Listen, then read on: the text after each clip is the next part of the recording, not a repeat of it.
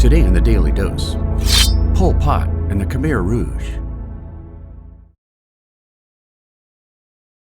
After changing his name from Saloth Sar to his nom de guerre Pol Pot, the 48-year-old led a civil war with his Khmer Rouge guerrilla forces, which by 1973 had taken control of 3/4 of Cambodia. Fleeing repressive treatment by Khmer Rouge forces, hundreds of thousands of refugees had poured into Phnom Penh, and when Khmer Rouge forces closed in on the Cambodian capital, they began a campaign of relentless and indiscriminate shelling of the city. By the time the Khmer Rouge took control of Phnom Penh on April 17, 1975, some 500,000 Cambodians had died during the Civil War years. Yet over the next 3 years of Pot's brutal regime, of the nation's 7.5 million people, some 1.5 to 2 million would perish during what became known as the Cambodian Genocide.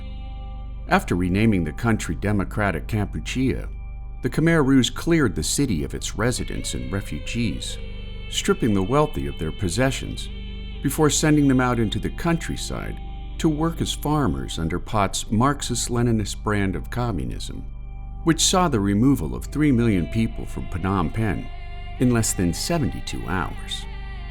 Within weeks, the state controlled all aspects of a person's life, including private property, sexual relations, vocabulary, and fashion, leading to waves of mass genocide against anyone deemed unwilling to conform. He also commissioned detention centers like the infamous S-21, where thousands of lives were lost to unspeakable torture and death, while his countrywide genocide campaigns would later become known by the outside world in movies such as The Killing Fields.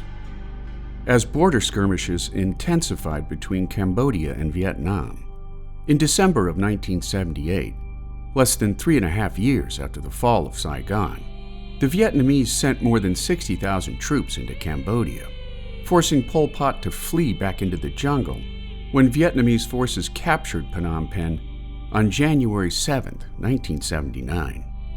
Pol Pot's Khmer Rouge forces would resume their guerrilla warfare tactics over the decade-long Vietnamese occupation, until a 1991 ceasefire agreement ended the group's brutal legacy of torture and death.